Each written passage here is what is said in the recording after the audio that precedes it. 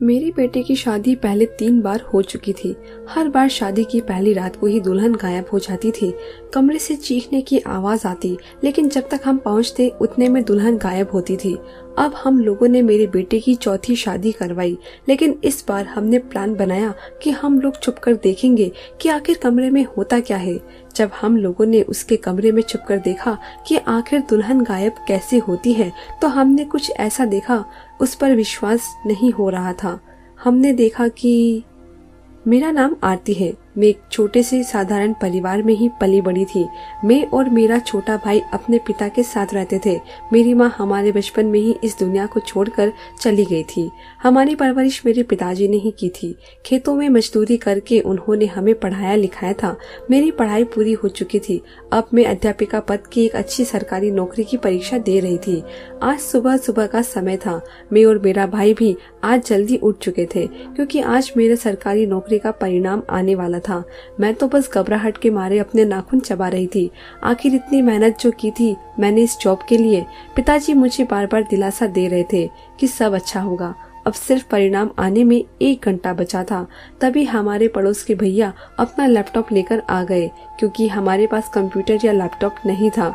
आज तक हमारे सभी परिणाम वो ही निकालते आए थे। अब मेरी परीक्षा का परिणाम आ चुका था और मेरी अध्यापिका के पद पर जॉब लग चुकी थी। सब लोगों की खुशी का ठिकाना न था। सब लोग मुझे बधाई दे रहे थे। मैंने अपने पिताजी को कसकर गले से लगा लिया था, क्योंकि उन्होंने ही दिन रात मेहनत करके मुझे पढ़ाया लिखाया था, जिसकी वजह से आज मैं इस मुकाम तक पहुंची हूँ। मेरी खुशी का कोई ठिकाना नहीं था। साथ ही एक दुख भी था कि अगर आज माँ होती तो वो कितनी खुश होती, लेकिन अब हम कर भी क्या सकते थे।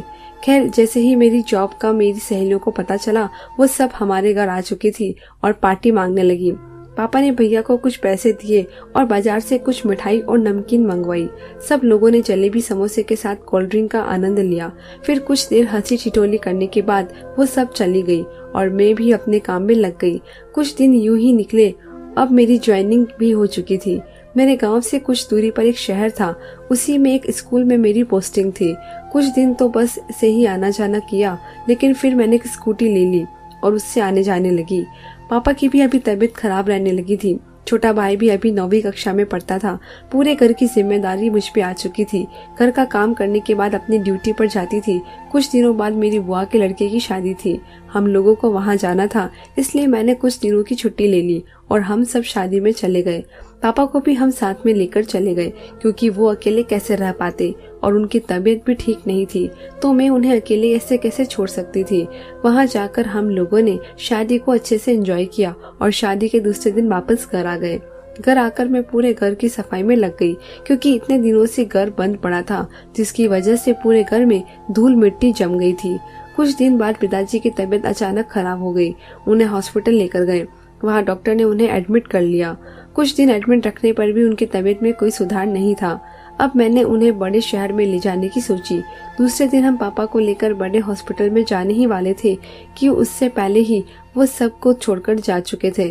मुझसे तो मानो मेरी दुनिया ही छिन गई थी, लेकिन जैसे तैसे मैंने खुद को और अपने भाई को संभाला और घर आए। पिताजी की तैयारी हो गई और उसके बाद मेरे फिर से अपनी ड्यूटी पर जाना शुरू कर दिया। मैंने अपने छोटे भाई को एक बड़े कॉलेज में दाखिला करवाया और अच्छे से हॉस्टल में छोड़ा। अब मैं कुछ दिनों से अपने भाई को संभालने लगी और उसे चीज की भी जरूरत होती वो देकर आती थी। मैं घर पे अकेली ही रहती थी। माँ पापा की याद मुझे बहुत सताती थी, लेकिन मैं कुछ नहीं कर पाती थी।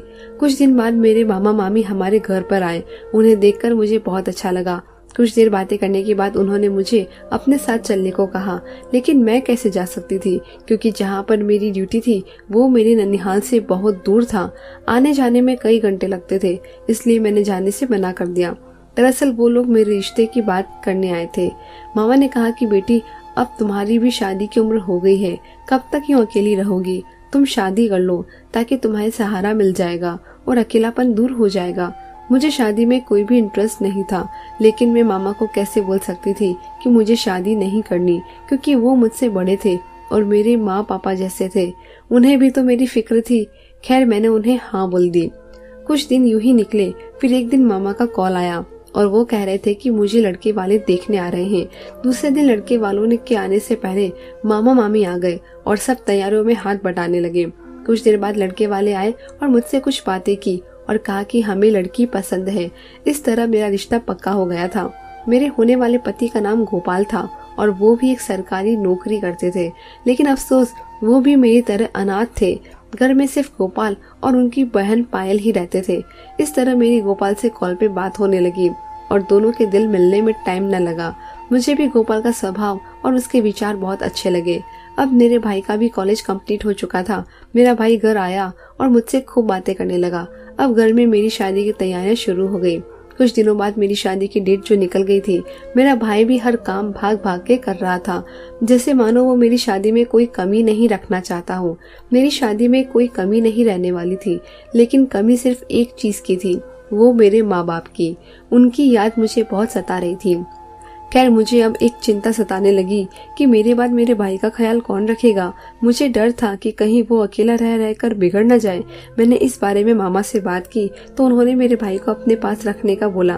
मामा ने कहा कि इसकी देखरेख हम करेंगे और कभी भी कोई कमी महसूस नहीं होने देंगे। खैर, कुछ दिन बाद मेरी शादी बड़ी ही धूमधाम से गोपाल से हो गई और खुशियों के साथ मैं अपने ससुराल चली गई। वहाँ गोपाल के रिश्तेदारों ने मेरा धूमधाम से स्वागत किया और सारी रस्में पूरी की। फिर मैंने और गोपाल ने अपने नए जीवन की शुरुआत की। कुछ दिन ऐसे ही निकलते गए। मेरी ननद जो गोपाल की छोटी बहन थी, वो भी बहुत अच्छी थी।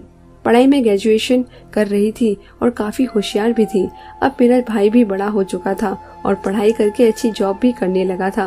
खैर, अब पायल की भी पढ़ाई पूरी होने को चली थी और हमारे आसपास के रिश्तेदारों से उसके लिए रिश्ते भी आने लगे थे। गोपाल ने भी अब पायल की शादी की सोच बना ली थी। कुछ दिन बाद पायल का रिश्ता एक बड़े खानदान में हो गया। कुछ दिन हम तीनों खाना खा रहे थे, तभी गोपाल ने कहा कि पायल के ससुर का फोन आया था। उन्होंने शादी की तारीख पक्की कर दी है और 1 महीने बाद का मुहूर्त निकला है। हम लोग तैयारियों में लग गए, क्योंकि एक लड़की की शादी करते समय बहुत कुछ करना पड़ता है। किसी चीज में कोई कमी न रह जाए, इस बात का खास ख्याल रखा जाता है। शॉपिंग और घर की लिपाई पोताई में पता ही नहीं चला कि कब 1 महीने का समय निकल गया। शादी में अब सिर्फ 2 दिन बचे थे। तैयारियां पूरे जोरों शोरों से चल रही थी। आखिर शादी का दिन आया और पायल की शादी बड़ी ही धूमधाम से करवाई गई। अब विदाई के बाद सभी रिश्तेदार चले गए और मैं भी सामान बटेरने लगी। सब काम निपटाने के बाद कुछ देर आराम करने लगी। ऐसे ही काफी दिन निकलते गए। अब एक समस्या आ गई थी। मेरे और गोपाल की लाख कोशिशों के बाद भी मैं मां नहीं बन पा रही थी। डॉक्टर के चक्कर लगा लगा कर हम थक चुके थे। ऐसे ही एक दिन हमारे पड़ोस में कुछ नए पड़ोसी आए। एक औरत अपने बेटे के साथ रहने आई थी। कुछ दिनों में ही वो हमारी काफी अच्छी दोस्त बन चुकी थी। कभी कभार उनके घर में कुछ सामान की कमी पड़ जाती तो अक्सर हमारे घर से ही लेके जाती थी। एक दिन हम लोग बैठे थे, तभी वो हमारे घर आई और कहने लगी कि मेरा भतीजा है। भाई भाभी उसके बचपन में ही इस दुनिया को छोड़कर चले गए थे, तभी से वो अकेला ही रहता है। मैंने उसकी पढ़ाई लिखाई करवाई और एक अच्छी जॉब दिलवा दी है। अब वो बड़ा हो गया है, इसलिए अकेला रहता है। क्यों ना आप लोग उसे गोद ले लो। हालांकि उम्र में बड़ा है पर अच्छे संस्कारों में पला हुआ है। मुझे कुछ समझ नहीं आ रहा था, इसलिए मैंने शाम को गोपाल के आने के बाद उन्हें ये बात बताई। गोपाल ने मेरा हाथ थाम कर कहा कि देखो आरती, हम लोगों का इस पर कोई जोर नहीं है। अगर भगवान यही चाहते हैं तो हमारी कोई संतान ना हो तो हमें यही मंजूर करना होगा, और आज नहीं तो कल हमें एक बच्चा अडॉप्ट करना ही था।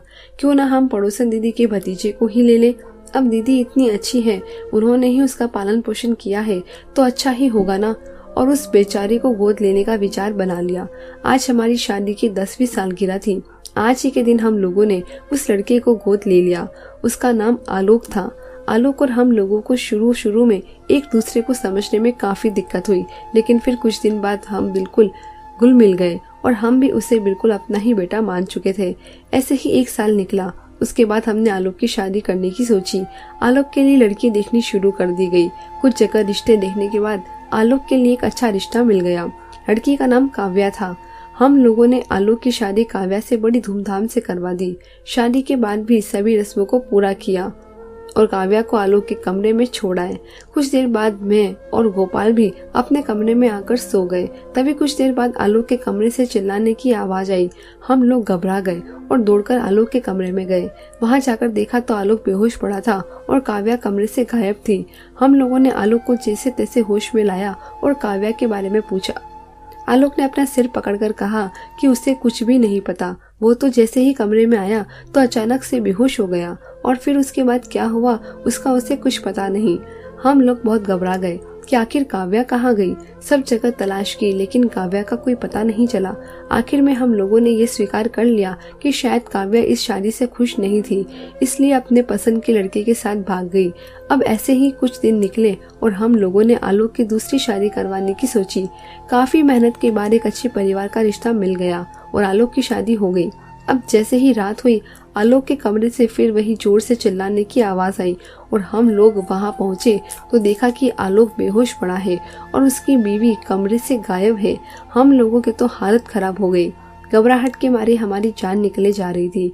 इसी तरह आलोक की 3 शादियां करवा दी गई, लेकिन शादी की दूसरी रात दुल्हन गायब हो जाती थी और आलोक अपने कमरे में बेहोश मिलता था। हम लोगों के कुछ भी समझ नहीं आ रहा था कि आखिर हो क्या रहा है। लोगों में गलत बातें चलनी शुरू हो गई। कोई कहता है कि आलोक पर बुरी शक्तियों का साया है तो कोई कहता है कि आलोक अपशगुनी है। खैर, हम लोगों का मुंह तो पकड़ नहीं सकते थे, इसलिए हमने लोगों की बातों पर ध्यान देना बंद कर दिया। अब तो आलोक का रिश्ता होना मुश्किल हो गया था, क्योंकि कोई भी अपनी बेटी को हमारे घर की बहू के रूप में नहीं भेजना चाहता था।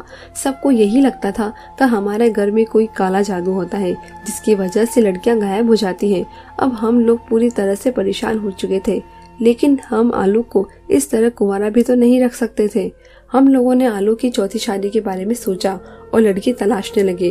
अब की बार इतनी आसानी से हमें कोई रिश्ता नहीं मिलने वाला था। जैसे तैसे एक रिश्ता देखा। लड़की भी पहले से एक बार शादीशुदा थी। लड़की का नाम सीता था।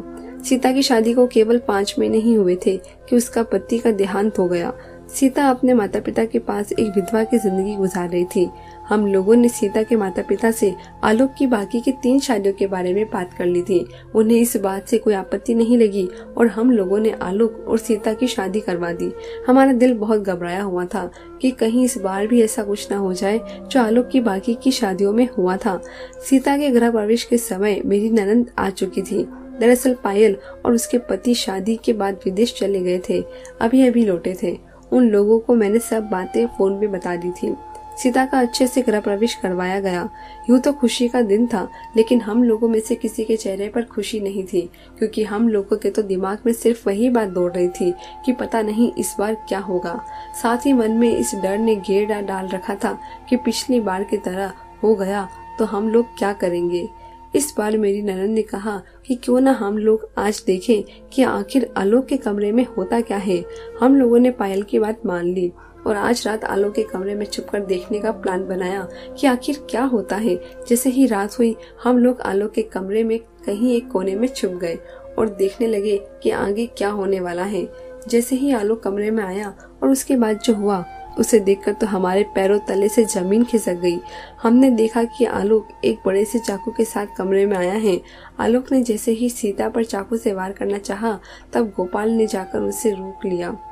हम लोगों को वहां देखकर आलोक घबरा गया और भागने की कोशिश करने लगा, लेकिन गोपाल ने उसे कस के पकड़ रखा था। गोपाल ने एक तमाचा आलोक की गाल पे जड़ दिया। आलोक रोने लगा और कहने लगा कि मुझे माफ कर दो, दरअसल मैं आपकी उस पड़ोस वाली दीदी का बड़ा बेटा हूँ, ना कि उसका भतीजा। हम लोग हमेशा से ही ऐसे एरिया देखते हैं जहाँ भोले भाले लोग रहते हों और फिर उनको शिकार बना के लूट लेते हैं। इसी तरह आपको भी हमने शिकार बनाया। जैसे ही मेरी माँ को पता चला कि आपके कोई संतान नहीं है, तो उन्होंने मुझे अपना भतीजा बताकर यहाँ एडॉप्ट करवाने का प्लान बनाया, ताकि आप लोगों को सारी जमीन जायदाद अपने नाम करवा सके और यहाँ से भाग जाएं। इसलिए मैंने शादी के बाद सभी लड़कियों को जिनसे मेरी शादी हुई थी उनको मार डाला, क्योंकि अगर शादी के बाद मैं उन्हें पत्नी बना लेता तो हमारा लूट का प्लान बिगड़ जाता और शादी से मना भी नहीं कर सकता था, क्योंकि आप लोगों को शक हो जाता। इसलिए मैं अपनी पत्नियों को मारकर पीछे के दरवाजे से बाहर ले जाता और खेतों में मिट्टी में दफना देता और वापसी आके बेहोश की दवा सूंघ लेता और बेहोश हो जाता, ताकि आप लोगों का कोई शक ना हो और सबको लगे कि दुल्हन घर से भाग गई है। आलोक की ये बातें सुनकर हम लोगों ने अपना सिर पकड़ लिया। गोपाल ने पुलिस को बुलाया और आलोक और उसकी माँ को गिरफ्तार करवा दिया। मैं तो बस यही बात सोच कर मरी जा रही थी कि कोई पैसों के लिए इतना कैसे गिर सकता है, और उन लड़कियों का क्या कसूर था जो बिना किसी गुनाह के आलोक का शिकार हो गए और इस दुनिया से चली गई। मुझ में अब इतनी हिम्मत नहीं थी कि मैं कुछ और करूं। बस इतना ही सोच पा रही थी कि पता नहीं कब लोग पैसों के लालच में आना बंद कर देंगे। धन्यवाद दोस्तों।